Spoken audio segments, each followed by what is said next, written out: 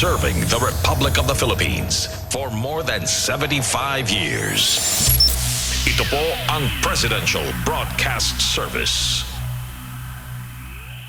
Ang Pilipinas ngayon! Narito na ang pinakamainit na mga balita na nakalap sa bawat sulok ng bansa. Ihahatid sa bawat Pilipino saan man kayo sa mundo. Ang Pilipinas ngayon! Pakinggan ang bawat kaganapan sa bawat lalawigan. Ito ang Pilipinas ngayon!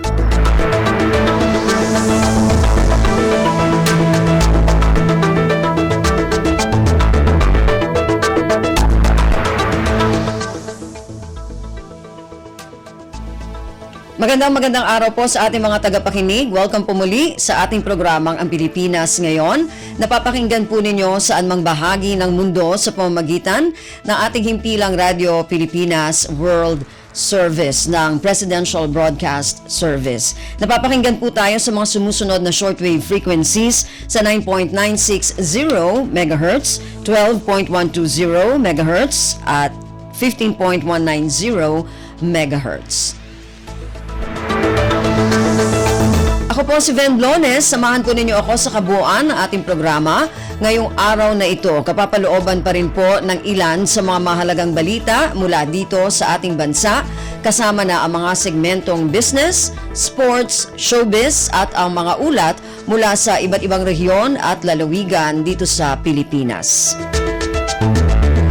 Samantala, nais po namin kayong imbitahin na bisitahin ang ating Facebook page, ang Radyo Pilipinas World Service. Paki-like at share na rin po.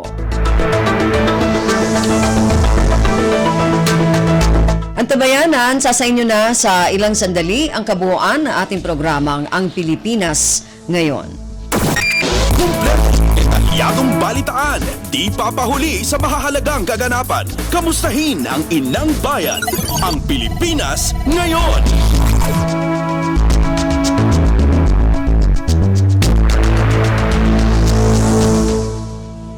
Sa ating mga balita, tinitiyak ng pamahalaan na hindi matatapos ang pagsisikap nito para mapalago ang industriya ng bigas sa bansa. Kasabay nito, sisiguruhin din ang kapakanan ng mga magsasaka at mamimili. Ayon kay Pangulong Ferdinand Romualdez Marcos Jr., hindi tumitigil ang pamahalaan para magkaroon ng isang komprehensibo at holistic scientific approach para matugunan ang issue sa bigas. We will spare no effort to ensure the growth of the rice industry here in our country, even as we safeguard the welfare of farmers and consumers alike. We will do everything to pursue and punish those who are involved in smuggling and hoarding. We will make them pay for their wrongful actions and remedy the situation.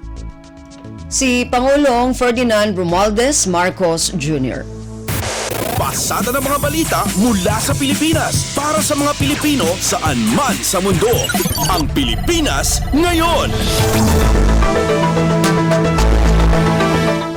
Hinimok ni Pangulong Ferdinand Romualdez Marcos Jr. ang pampubliko at pribadong sektor na ipagpatuloy ang pakikipagtulungan sa International Rice Research Institute o IRI at mga katuwang nito para sa sabayang pagsisikap na mapalakas ang industriya ng bigas sa Pilipinas. Sa isinagawang International Rice Congress sa Pilipinas, ibinahagi ni Pangulong Marcos ang mga hakbang ng gobyerno para matugunan ang issue sa presyo at supply ng bigas. Ilan sa mga issue ay nagmula sa epekto ng kalamidad at mga iligal na aktibidad ng mga rice smuggler at hoarder. Kaugnay nito, binigyang diin ng Pangulo ang kahalagahan ng pagkakaisa para makamit ang mga hangarin.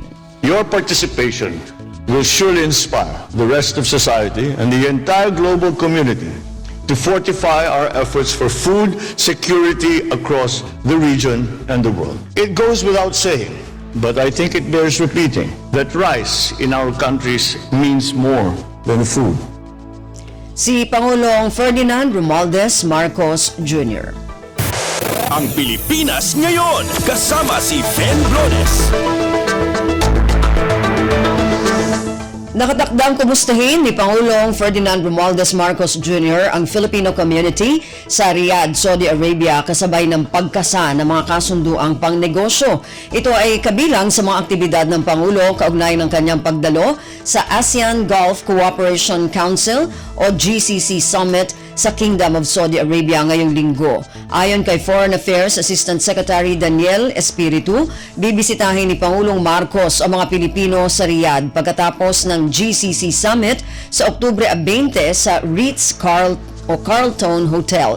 Nakatuon ang GCC Summit sa paglalahad ng framework kaugnay ng kooperasyon sa pagitan ng ASEAN at GCC upang palakasin ang ugnayan ng dalawang rehiyon.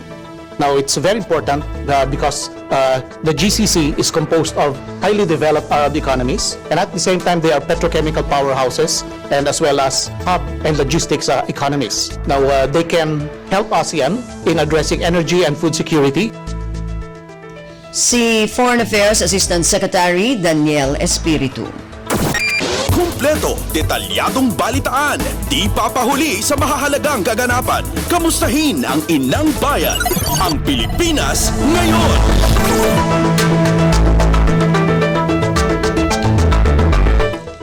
Tatalakayin sa nakatakdang bilateral meeting ni Pangulong Ferdinand Romualdez Marcos Jr. sa Saudi Arabia ang hindi pa nabayarang sweldo ng 10,000 overseas Filipino workers o OFWs na nagtatrabaho o nagtrabaho sa nasabing bansa. Ito ay kasabay ng kanyang pagdalo sa Association of Southeast Asian Nations Gulf Cooperation Council o ASEAN GCC na gaganapin sa Riyadh, Saudi Arabia sa Oktubre 19 hanggang 20 ngayong 2023. Ayon kay Department of Foreign Affairs o DFA Assistant Secretary Daniel Espiritu, kasama sa agenda ng Pangulo ang hindi pa nababayarang sahod ng mga OFW matapos magsara at magdeklara ng bankruptcy ang pinapasukang kumpanya noong 2015 hanggang 2016. Nabatid na 2010 pa hindi nabayaran ng mga employer ang back pay ng mga OFW. Nauna nang nangako ang Kingdom of Saudi Arabia noong Nobyembre ng 2022 na maglalaan ng 2 bilyong riyal para sa mga hindi nabayarang sahod ng tinatayang 10,000 OFWs na empleyado sa isang construction firm. Ayon kay Espiritu, maaring makasama sa agenda ng Pangulo ang kaso ng OFW na si Margaret Garcia na natagpo ang patay matapos saksakin ng dayuhan na kasamahan sa trabaho. Pasada ng mga balita mula sa Pilipinas para sa mga Pilipino saan man sa mundo. Ang Pilipinas ngayon.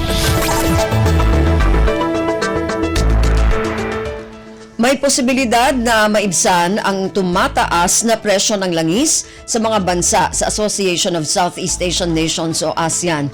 Ito ay kapag naikasa ang isang kasunduan kasama ang Gulf Cooperation Council o GCC. Ayon kay DFA Assistant Secretary for the Office of the ASEAN Affairs, Daniel Espiritu, isa sa mga nakalatag na pag-uusapan sa ASEAN GCC Summit ang posibleng kooperasyon sa pagsasagawa ng supply nito. The two regional organizations can cooperate on that and assure each other continued and reliable supply in spite of what we call the vicissitudes of energy economics and geopolitical instabilities. Then we can more or less assure each other of, could rather assure ASEAN of continued and consistent volume of supply throughout the year. Now, Samantala, sinabi ni Espiritu na sa ganitong paraan mapipigilan ang pagtaas ng presyo ng langis sa mga bansang kasapi ng ASEAN. Kumpleto, detalyadong balitaan, di papahuli sa mahahalagang kaganapan. Kamustahin ang inang bayan, ang Pilipinas ngayon.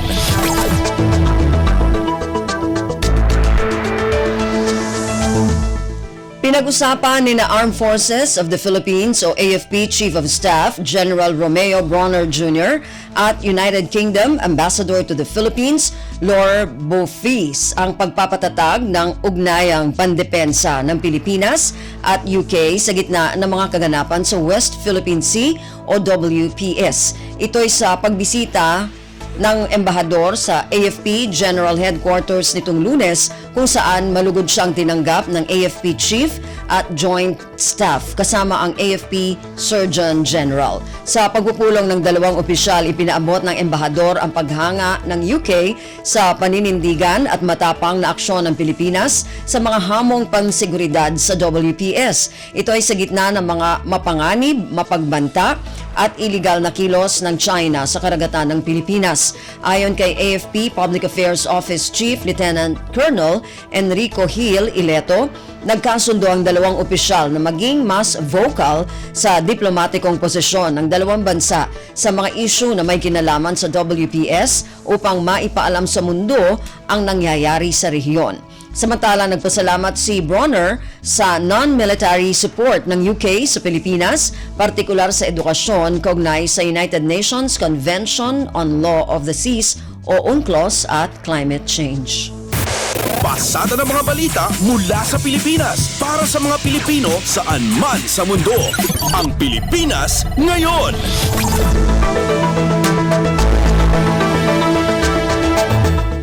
Mas matinding pag-atake sa official website ng House of Representatives, pinaghahandaan na nitong Lunes na ibalik na ang website matapos itong makaranas ng defacement nitong nakaraang linggo. Ang detalye ng balitang ito mula kay Kathleen Forbes. Pasado alas 4 ng hapon nitong Lunes nang tuluyang maibalik ang official website ng House of Representatives matapos makaranas ng defacement nito nakaraang linggo. Ayon kay House Secretary General Reginald Velasco, bagamat hindi masasabing hacking ang nangyari dahil wala namang datos o impormasyon na nakuha, ay naghahanda na sila sa worst case scenario. Posible na sinusubukan lang ng individual o grupo na nasa likod ng defacement ng kanilang website kung gaano ka-vulnerable ang kanilang cybersecurity, at dahil aminado na kulang sa gamit at tao gaya ng ipinunto ng DICT, ay sinisimulan na nilang palakasin ng IT team ng Kamara. Isa rin sa inaaral nila ngayon ay ang pag-outsource ng IT team na tutulong sa pagpapalakas ng kanilang cybersecurity. Ang maganda sa DICT, inimbestigan nila, tinignan nila yung nangyari. Tapos, tinignan nila rin yung vulnerabilities ng websites namin. So, ang sinabi namin doon sa IT group namin, prepare for the worst case scenario. The recommendation is to consider the possibility of outsourcing. Meron kaming i-hire na third party to help us improve our cybersecurity. Ito si Kathleen Forbes para sa Radyo Pilipinas. Ang Pilipinas ngayon, kasama si Ben Blones.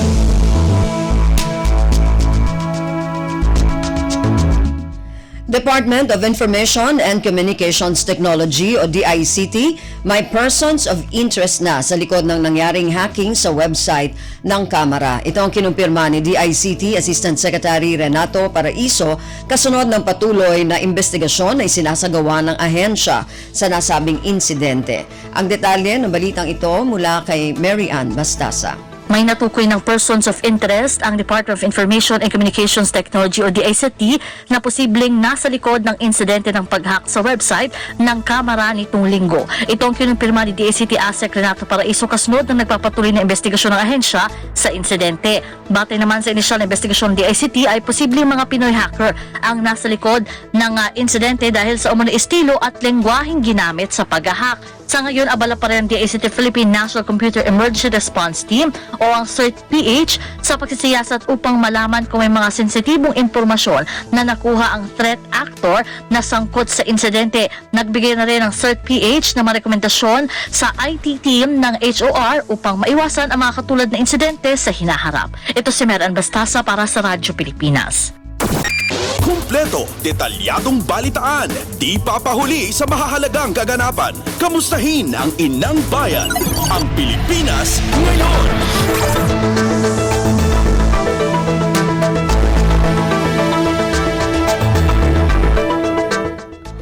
Isinusulong ni Senadora Risa Ontiveros na magkaroon ng Senate inquiry kaugnay sa nakakabahalang serye ng hacking at data breaches na naranasan ng ilang mga website ng gobyerno nitong mga nakalipas na araw. Sa paghahain ng Senate Resolution 829, nais ni Ontiveros na masukat kung sapat ang mga umiiral na cyber security measures ng mga ahensya ng pamahalaan at nangangasiwa ng mga datos at impormasyon na mahalaga sa sa national security ng Pilipinas. Iginiit ni Ontiveros na ang data breach sa mga sensitibong impormasyon na hawak ng gobyerno ay banta sa kaligtasan at seguridad ng mga Pilipino. Dahilan rin niya ito para maging vulnerable ang taong bayan sa iba't ibang krimen gaya ng text, spams, online scam, phishing, financial fraud, extortion, blackmail at identity theft. Binigyang diin ni Ontiveros na sa ilalim ng Data Privacy Act ay obligasyon ng pamahalaan at maging ng pribadong sektor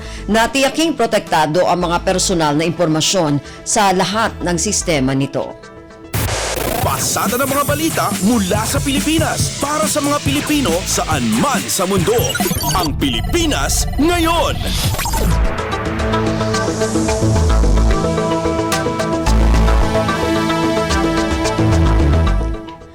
Welcome sa Department of Social Welfare and Development o DSWD ang pag-issue ng Malacanang ng Executive Order o EO number 44 na kumikilala sa Walang Gutom 2027 Food Stamp Program o FSP bilang isa ng flagship program ng Administrasyong Marcos. Sa ilalim ng EO 44, minamandato ng Malacanang ang DSWD na pangunahan ang implementasyon ng FSP. Sa isang pahayag, sinabi ni DSWD spokesperson, Assistant Secretary Romel Lopez na ikinalulugod ng kagawaran na pangunahan ng flagship program ng Pangulong Marcos Jr. kontra kagutuman. Makakaasaan niya ang Pangulo na pagsusumikapang maitaguyod ang programa, masigurong maging epektibo at makatulong sa maraming mahihirap na Pilipino. Agad din anyang kikilos ang DSWD Technical Working Group para sa pagbuo ng implementing rules and regulations sa EO 44. Sa ilalim ng FSP, nagbibigay ang DSWD ng electronic benefit transfer na nagkakahalaga ng 3,000 piso kada pamilya upang ipambili ng mga benepisyaryo ng masustansyang pagkain mula sa DSWD accredited local retailers. Ang Pilipinas ngayon kasama si Ben Blones.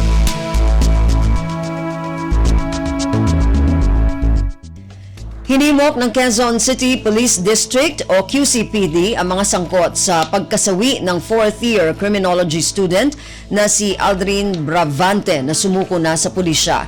Ayon kay QCPD spokesperson Lieutenant Colonel May Henyo, bukod sa 4 na nasa kustodiya na ng Criminal Investigation and Detection Unit o CIDU, ay mayroon pang natukoy na higit 10 na persons of interest sa insidente. Pinasusuko na ng QCPD ang mga ito para mapakinggan ang kanilang panig. Samantala, lumalabas sa inisyal na investigasyon na itinapon sa ilog sa Nagtahan ang paddle na ginamit sa initiation rites ng Taugama. Mga bottled water na lamang anya ang nakuha ng pulisya sa abandonadong gusali kung saan ginawa ang initiation rites. Patuloy na nakikipag-ugnayan ng QCPD sa Philippine College of Criminology kaugnay sa naturang kaso. Sasampahan ang mga suspect sa paglabag sa Republic Act 8049 o Anti-Hazing Law. Kumpleto, detalyadong balitaan, di papahuli sa mahahalagang kaganapan. Kamustahin ang inang bayan, ang Pilipinas ngayon.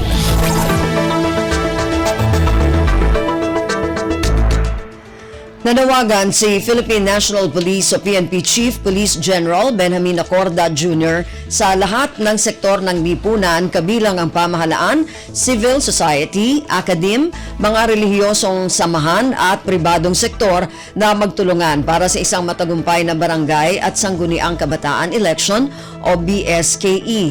Ang panawagan ay ginawa ng PNP Chief sa regular na Monday flag raising ceremony sa Camp Crame, 2 linggo bago ang BSKE sa Oktubre at 30. Ayon kay Acorda, ang BSKE ang pundasyon ng demokratikong struktura na mahalaga para sa kaunlaran at progreso ng bansa. Hinimok ni Acorda ang mga mamamayan na itaguyod ang tungkulin, integridad at pagiging patas sa darating na eleksyon. Nagpahayag naman ng kumpiyansa si Acorda na sa pamamagitan ng malakas na suporta ng Department of Interior and Local Government, Department of Education, Commission on Elections, Armed Forces of the Philippines, Department of Transportation, Department of Information and Communications Technology, Civil Society, simbahan at partner agencies ay magtatagumpay ang bansa sa pagtataguyod ng demokrasya. Pasada ng mga balita mula sa Pilipinas para sa mga Pilipino saan man sa mundo. Ang Pilipinas ngayon.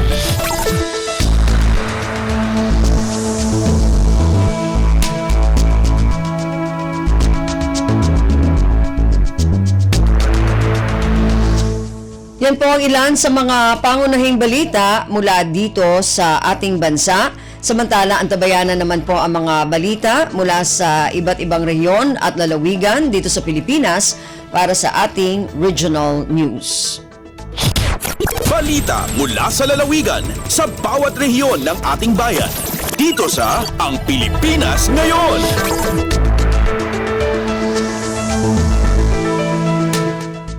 Dumako na tayo sa ating regional news. Unahin natin ang mga balita mula sa rehiyon ng Luzon. Mula sa Lawag, mahigit 137,000 piso na substandard na GI wires sinira ng DTI. Ang detalye ng balitang ito mula kay Rani Dorilag. Umabot iti siya mapulog ito pat arolyo ti GI wires wenno barot tinakumpiskar at dinadael lagi pa nakabagi ti Department of Trade and Industry Region 1 kin Ilocos Norte gaputat dagitoy ket substandard inmatangan ti Commission on Audit ken Disposal Team ti pa nakadadael dagiti barot segon kini Chief Consumer Protection Division Zaldi Zafra ti DTI Region 1 may bilang dagitoy asaan apimasa iti Philippine Standards nga awanan ti PS mark wenno ICC mark. Agbalor ay tinasarok sa ngasot 37,000 dagiti rinulyo aparot. Inayon pa ni Consumer Protection Division Head Dominator Alberto iti DTI Ilocos Norte nagupay dagiti may delivery iti opisina da dagitoy ket nakumbiskar nagdagot iti nasarok inamagasot aribo a pisos a katungad ti inamagasot ket may sa arolyo iti barot. Manibot iti Radyo Pilipinas Lawag, Rani Durilag para sa Radyo Pilipinas World Service. Balita mula sa lalawigan sa bawat rehiyon ng ating bayan.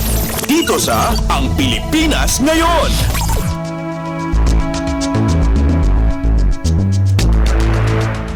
Maraming salamat kay Rani mula dyan sa Lawag. Samantala, dumako naman tayo ngayon sa Agoo. Mga magsasaka sa La Union, nagpasalamat sa karagdagang 5 pisong insentibo sa presyo ng pagbili ng palay ng NFA. Paglalaan ng karagdagang 20 milyong pisong pondo mula sa pamahalaang panlalawigan, inihahanda na. Ang detalye ng balitang ito mula kay Albert Kawile. Impiksa dagiti manalon ti La Union ti panagyaman da iti gobyerno provinsyal iti panangidaulo ni Governor Rafi Ortega David gapo iti panangaramid da iti adang tapno mapadakkel ti matgidanda babayan ti kanayonan na 5 pisos nga insentibo iti kada kilo ti irik iti agdama a presyo sa 10 pisos kada kilo ti National Food Authority. Naipaay tinasaw nga insentibo babayan ti Memorandum of Agreement iti nagbatan ti gobyerno provinsyal ken ti National Food Authority iti sidong ti programa APALGO wenno Palay Marketing Assistance Program for Legislators and Local Government Units. Gat ni Governor Rafi ti kanapatag ti palgo ti panagsuporta kadagiti manalon nga daan ti napatag nga akam ti panagduras ti ekonomiya ti probinsya ken ti panakatungpal ti sermata ti La Union nga agbalin a puso ti agriturismo ti amyanan na Luzon inton taon 2025. Iti agdamag dagupan ti 8.3 milyon na pisos ti nailatang kinaipay kadagiti lokal a manalon babayan ti programa APALGO. Kabayatan na isagsaganan ti gobyerno provinsyal ti panakailatang ti kanayonan a 20 milyon na pisos para iti baro APALGO Memorandum of Agreement amang benepisyo kadagiti dadupay a manalon ti probinsya. Manipod RP Ago, Albert Kawile para iti Radyo Pilipinas World Service. Balita mula sa lalawigan sa bawat rehiyon ng ating bayan. Dito sa Ang Pilipinas Ngayon. Maraming salamat, Albert. Yan ang ulat mula Agoo at kabuuan na ulat mula sa rehiyon ng Luzon. Dumako naman tayo sa rehiyon ng Kabisayaan. Mula sa Borongan, Buntis Congress matagumpay na isinagawa sa bayan ng San Julian, Eastern Samar. Ang detalye ng balitang ito mula kay Diane Camplon.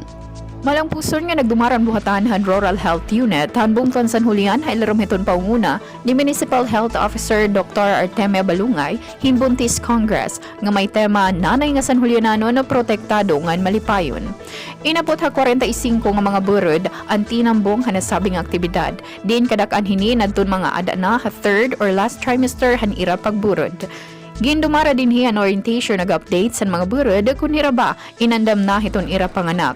Pagpahat hin mga kaangay ng impormasyon nga makakabulig, sugadhan importansya han for prenatal visits, exclusive breastfeeding, vitamin supplementation, first 1,000 days nga nan pagaghat han facility-based delivery.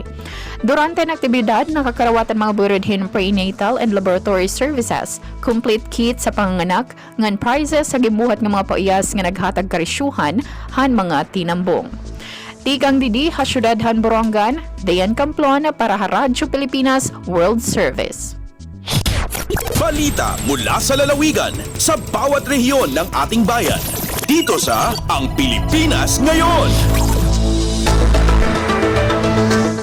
Maraming salamat kay Dayan mula sa Borongan at yan naman po ang kabuuan na ulat mula sa rehiyon ng Kabisayaan. Dumako naman tayo sa rehiyon ng Mindanao mula sa Cagayan de Oro, pinakaunang aerial gondola transport sa buong Pilipinas itatayo sa lungsod ng Cagayan de Oro.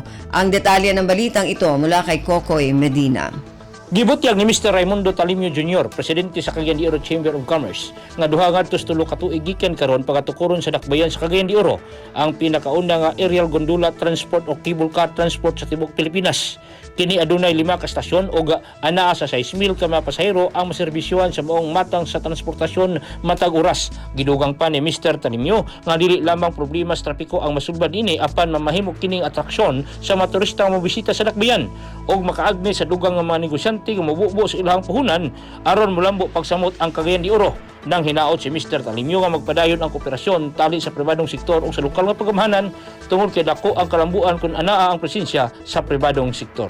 Gikan sa Radyo Pilipinas Cagayan de Oro, kini si Kokoy Medina alang sa Radyo Pilipinas World Service. Balita mula sa lalawigan sa bawat rehiyon ng ating bayan. Dito sa Ang Pilipinas Ngayon. Maraming salamat, Kokoy. Yan ang ulat mula sa Cagayan de Oro. Dumako naman tayo ngayon sa Zamboanga. Higit 7,000 na mga kandidato para sa BSKE 2023 na bigyan ng show cause order ng Commission on Elections o COMELEC. Samantala, COMELEC nakahanda na para sa araw ng eleksyon sa Oktubre at 30 ngayong taon.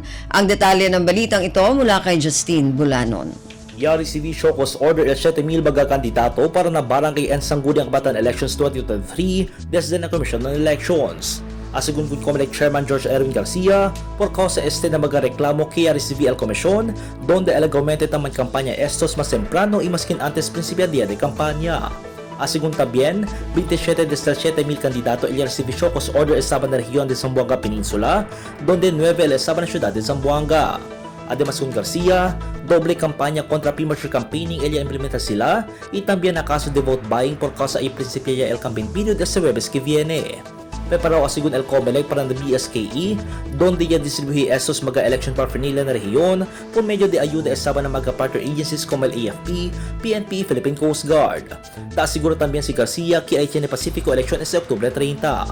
Desde la ciudad de Zamboanga, ese si Justin Bulanon para na Radyo Pilipinas World Service. Balita mula sa lalawigan sa bawat rehiyon ng ating bayan. Dito sa Ang Pilipinas Ngayon. Maraming salamat kay Justine mula dyan sa Zamboanga. Samantala, dumako naman tayo sa Iligan, Unity Walk para sa paparating na Barangay at Sangguniang Kabataan Elections 2023. Narito ang ulat mula kay Alwidad Basher. Usa ka Unity Walk ang gibuhat sa lokal nga kagamhanan sa dakbayan sa Iligan sa niaging adlaw para sa pag-abot sa Barangay ug Sangguniang Kabataan Election 2023. Nagparid kini sila sa mga dakong dalan ug kalsada sa sulod sa syudad kauban ilang mga partners government agencies ug sa sektor sa mga private organizations. Ilang gipangandoy ang peaceful na eleksyon sa tibuok Iligan. Nag-ampo kini na walay mahitabong samok sa pagpili sa mga musunod na mga leaders sa tig-usa ka baryo dinhi sa ilang dakbayan. Apil po dinhi ang paglagda sa commitment commitment sa matag kandidato sa BSKE mawang peace covenant signing kauban ng sektor sa seguridad. Kini pagsiguro nga walay mahitabong samok sa adlaw sa eleksyon. Samtang positibo ang mga iliganon sa usa ka limpyo ug peaceful na butuhan sa umaabot nga eleksyon. Mutuo sila na dako ang kantidad sa ilang boto para sa nindot nga kaugmaon ug asenso sa tibuok Iligan City. Gikan sa RP Iligan, Alwidad Bashir para sa Radyo Pilipinas World Service. Balita mula sa lalawigan sa bawat rehiyon ng ating bayan. Dito sa Ang Pilipinas Ngayon. Maraming salamat kay Alwidad mula dyan sa Iligan at yan naman po ang kabuuan na ulat mula sa rehiyon ng Mindanao.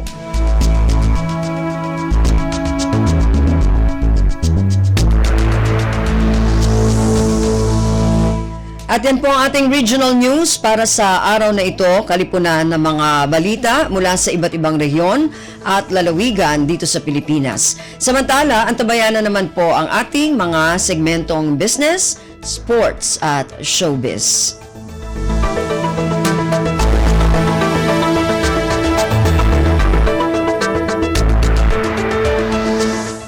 Dumako na tayo sa ating mga segmento para sa araw na ito. Unahin natin ang ating business news. Narito si Stephanie Vicente. Lagay ng ekonomiya, kalakalan, negosyo at iba pa. Atin ang alamin dito sa Ang Pilipinas Ngayon. Magandang araw, narito tayong muli para sa ating segmentong Balitang Negosyo at Kalakalan. Lumagda ng isang Memorandum of Understanding o MOU ang Department of Trade and Industry o DTI katuwang ang kumpanyang DKPO Fulfillment Company Incorporated. Ayon kay Trade Secretary Alfredo Pascual, layon ng naturang MOU na mapalakas pa ang halal industry sa bansa sa pamagitan ng isang lending company na DKPO Fulfillment Company Incorporated na maghatid ng non-interest loans sa micro, small and medium-sized enterprises o MSMEs sa halal industry dito sa Pilipinas. Dagdag pa ni Pascual na kapag naisakatuparan na ang mga loan grant ng MSMEs sa naturang lending company ay mas mapapalawak pa nito ang kanilang mga puhunan at negosyo. Kaugnay nito, umabot na sa 230 billion pesos na ang na-generate ng halal industry sa trade and investments at nakapaghatid na ito ng 120,000 jobs sa ating bansa. Sa huli, muling sinabi ni Pascual ang patuloy na suporta ng DTI sa halal industry upang mas mapalago nito ang kanilang industriya. Lagay ng ekonomiya, kalakalan, negosyo at iba pa. Atin ang alamin dito sa Ang Pilipinas Ngayon. Sa iba pang mga balitang negosyo, nagpahayag ng kumpiyansa ang ilang multinational bank sa economic outlook ng Pilipinas. Ito ay matapos ibahagi ni Finance Secretary Benjamin Diokno ang matatag na macroeconomic fundamentals ng bansa at ang ginagawa ngayon ng gobyerno upang mas gawing madali ang pagdinegosyo sa Pilipinas sa sidelines ng World Bank IMF annual meeting. Sa naturang pagpupulong, muling kinumpirma ng HSBC ang long-standing partnership nito sa Pilipinas at ang kanilang interes na tuklasin ang posibleng pamumuhunan sa sustainable infrastructure, energy transition at nature-based solutions. Pinuri naman ni City Vice Chairperson of Banking, Capital Market and Advisor Jay Collins ang ating pagpupursige sa digitalization sa retail payments at public financial management. Ayon naman sa Bank of America, nananatiling matibay ang growth aspect ng Pilipinas sa kabila ng external global challenges. Ayon kay Diokno, ang Citi, HSBC at Bank of America ay nakasuporta sa Administrasyong Marcos Jr. Sa katunayan, siyang kapartner ng economic team sa mga isinasagawang Philippine Economic Briefing sa iba't ibang mga bansa. Lagay ng ekonomiya, kalakalan, negosyo at iba pa. Atin ang alamin dito sa Ang Pilipinas Ngayon.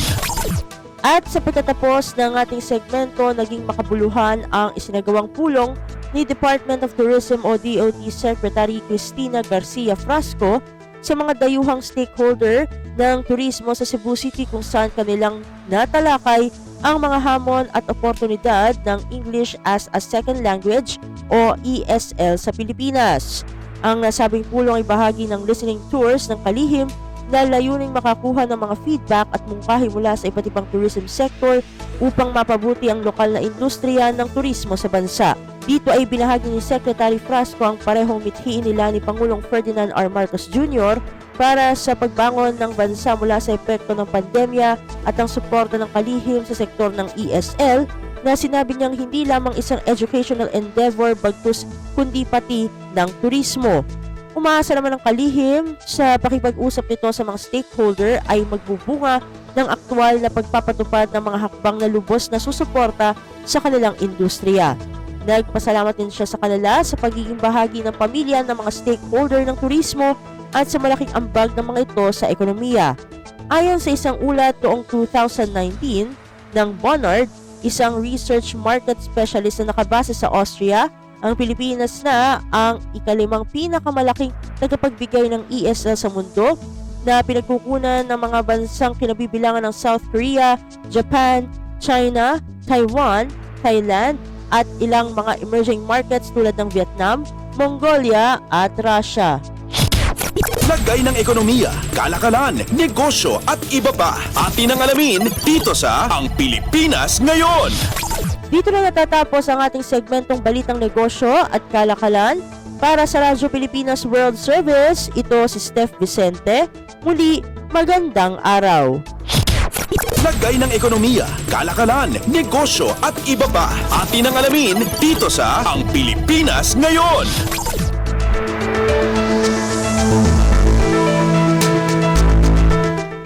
Maraming salamat, Steph. Yan ang ating business news. Samantala, para naman sa ating balitang pampalakasan, narito si Leo Magpayo.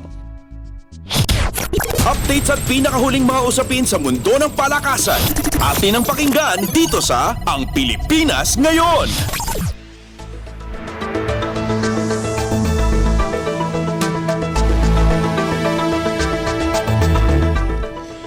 Magandang araw. Narito na po ang Sports Balita. Nakuha ni Filipino-Canadian Leila Fernandez ang kanyang ikatlong titulo sa singles competition pagkatapos talunin si Katerina Siniakova ng Czech Republic sa score na 3-6, 6-4 at 6-4 sa Hong Kong. Ang panalo ni Fernandez ay sa Prudential Hong Kong Tennis Open ay kanyang una simula pa noong makuha niya ang korona sa Monterrey Open noong 2022 na pinalanunan din niya itong nakaraang 2021. Ang 5'6" na rank 60th sa WTA Tour na si Fernandez ay umabot din ng US Open Finals noong 2021 kung saan natalo siya ni Emma Raducanu. Pinasalamatan naman ng 21 anyos na si Fernandez ang kanyang koponan dahil sa tagumpay niya sa panalo. Naging sulitan niya ang kanyang paghihirap sa ensayo dahil sa tagumpay nito sa laro. Updates at pinakahuling mga usapin sa mundo ng palakasan. Atin ang pakinggan dito sa Ang Pilipinas Ngayon.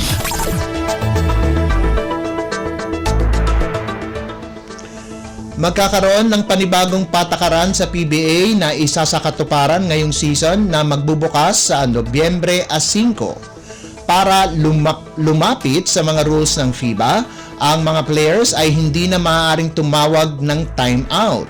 Ginagamit madalas ito kapag ang isang player ay malapit ng matawagan ng 5-second inbound violation. Kapag malapit na siyang tawagan ay hihingi ito ng emergency timeout para hindi mapunta sa kalaban ang posisyon ng bola. Sinabi ni TNT coach Jojo Lastimosa na kapag tinanggal ang player's timeout, mabibigyan ng gantimpala ang depensa, subalit hindi na mabibigyan ng tsansa na mag-regroup ang opensa. Sa pangkalahatan, ani Lastimosa, sang-ayon siya sa panibagong patakaran at hindi lamang ito mapapabilis ang laro, kundi mapipilitan ang mga players na gumawa ng magbilis na desisyon. Ginamit ang patakaran na ito sa katatapos lamang na PBA On Tour series at sinabi ng PBA Technical Committee na dapat isakatuparan na din ito sa PBA lalo na't hindi ito pinapayagan sa FIBA World Cup at Asian Games. Isa pang panibagong patakaran ay kung saan ginagamit ang coaching challenge na sinubukan sa On Tour na binago nila ng bahagya. Sa On Tour, binibigyan ang coach ng isang challenge kada laro. Subalit sa darating na season ng PBA, bibigyan ang coach ng isa pang challenge kapag ang una niyang challenge ay successful. Hindi kakaltasan ang team ng timeout kung successful o hindi ang challenge. Updates at pinakahuling mga usapin sa mundo ng palakasan. Atin ang pakinggan dito sa Ang Pilipinas Ngayon.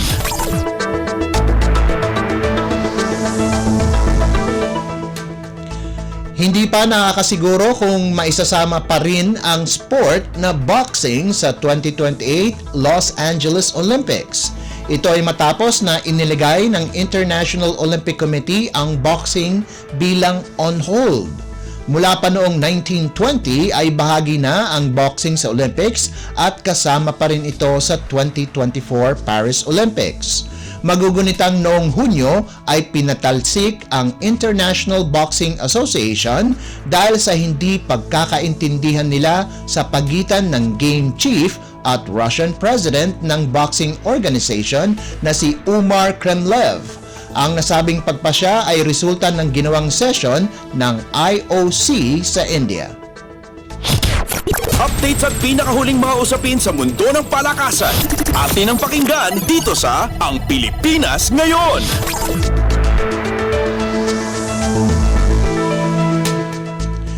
At yan ang pinakahuling balita sa larangan ng palakasan. Para sa Radyo Pilipinas World Service, ito po si Leo Magpayo. Magandang araw. Updates at pinakahuling mga usapin sa mundo ng palakasan.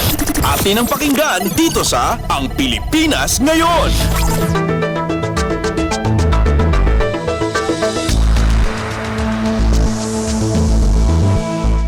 Maraming salamat, Leo. Yan ang ating balita ang pampalakasan. Samantala, para sa mga nag-aabang ng mga chismis mula sa mundo ng showbiz. Para sa ating showbiz balita, narito ang muli si Stephanie Vicente. Ang latest, ang hottest sa showbiz and entertainment. Heto na sa Ang Pilipinas Ngayon. Magandang araw! Nagbabalik ang paboritong segmento ng mga chismoso at chismosa, ang segmentong Balitang Artista. Narito muli ang inyong chika Dora, Steph Vicente, upang hatid ang mga pinakamaiinit na showbiz balita para sa araw na ito. Hindi ko na patatagalin pa ang ating introduction at simulan na natin ang ratsyada ng mga chika. Ipinababasura ng kampo ni na Vice Ganda at Ayon Perez ang demanda sa kanila ng kapisanan ng Social Media Broadcasters ng Pilipinas Incorporated o KSMBPI. Kumalat ang ipinadala nilang counter affidavit sa unang hearing ng criminal case sa Quezon City Prosecutor's Office. Sinampahan nga ng KSMBPI ang magkarelasyon ng kasong paglabag sa Article 201 ng Revised Penal Code na may kinalaman sa Section 6 ng Article 201 at sa Republic Act No. 10175 o Cybercrime Prevention Act of 2012. Naging basihan ng nasabing demanda ang sinasabing pagdila nila ng cake sa isang portion ng It's Showtime na naging basihan din ng MTRCB sa ipinataw nitong suspensyon sa nabanggit na noontime show. Samantala, naka-shadow ban pa rin daw itong si Heart Evangelista. Yup, may mga basher detractor pa rin daw na ayaw tantanan si Heart. Sabi nga ni Heart, quote and quote, "Yup, they are trying again. I am being spammed by so many accounts that don't allow, so IG will shadow ban. Dirty tactics. I celebrate everyone to do what they love, but I will not agree to this. To pull others down so you get a head start, to steal people's contacts that they work on for years, very bad." Makikita naman sa kanyang IG stories ang mga message of support ng followers niya, kaya nagpapasalamat si Heart. Ayon sa Cambridge Dictionary, ang shadow ban ay, quote and quote, "an act of a social media company limiting who can see someone's post, usually mga message or pictures without the reason who has published them knowing. Meaning, ang shadow ban ay ang isang user ay nakamute o na-block sa isang social media platform o forum nang hindi nakakatanggap ng anumang notification tungkol dito. At ito nga ang dahilan kaya't ang mga naka-shadow ban ay hindi nagkakaroon ng maraming likes and views. May mga resibo naman itong si Hart na ipinapakita ukol sa nasabing shadow ban, kaya ang ginagawa ng kanyang followers ay naka-on lahat ng notification nila para raw alam nila ang pag-post ng misis ni Senator Cheese Escudero.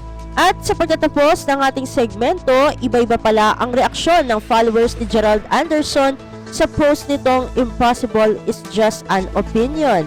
Ikino-connect ito sa mga pumipressure sa kanyang pakasalan na ang girlfriend na si Julia Barreto. May mga nag-agree na tama ang kanyang sinabi na huwag padala sa opinyon ng iba, pero ang sabi ng iba para patunayan niya pakasalan niya si Julia. Meron namang nagpayo na gulatin nila sa kanila sabihin kapag naikasal na sila. 8 years ang age gap nila, 34 si Gerald at 26 naman si Julia, at maraming atat na pakasalanan niya ang aktres.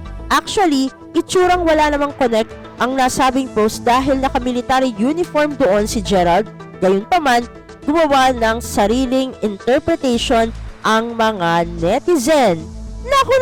Konti lang ang oras natin para sa ating segmentong Balitang Artista. Maraming salamat mga ka-chismis para sa inyong pakikinig sa ating segmento. Ako muli ang inyong Chika Dora Steph Vicente para sa Radyo Pilipinas World Service. Ang latest, ang hottest sa showbiz and entertainment. Heto na sa Ang Pilipinas Ngayon.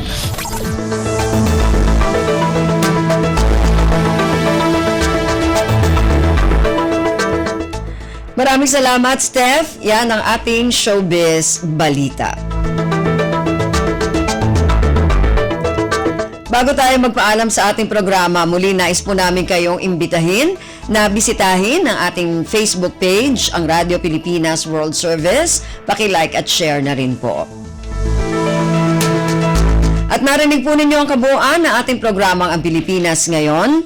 Magpapasalamat muna tayo sa mga nakasama natin sa ating programa ngayong araw na ito. Sa ating technical side, kina Milo Jonella, Susan Naison at Anthony Pimentel. Maraming salamat din sa mga nakasama natin sa ating segmento para sa ating business news kay Stephanie Vicente at para din sa ating showbiz balita. Sa ating balitang pampalakasan, nakasama naman natin si Leo Magpayo. Nakasama rin natin para sa araw na ito ang kasama na rin natin sa technical side yung ating dalawa dito, sina Jay Arevalo at si Erwin Peñano.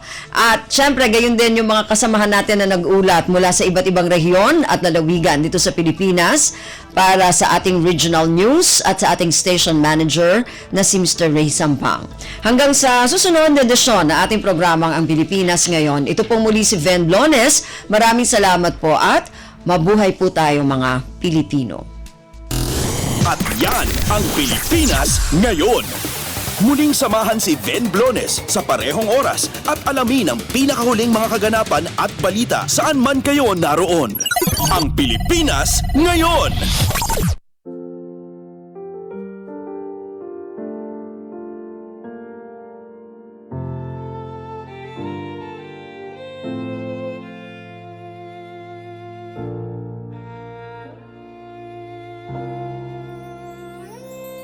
Ang tanging may pamamaan ako'y edukasyong Pilipino. Tinuturong galing at talino para maabot ang pangarap mo. Ang tanging handog ko sa'yo'y edukasyong Pilipino. Diskarteng mula sa puso, mamamangha ang mundo. Matatag na mga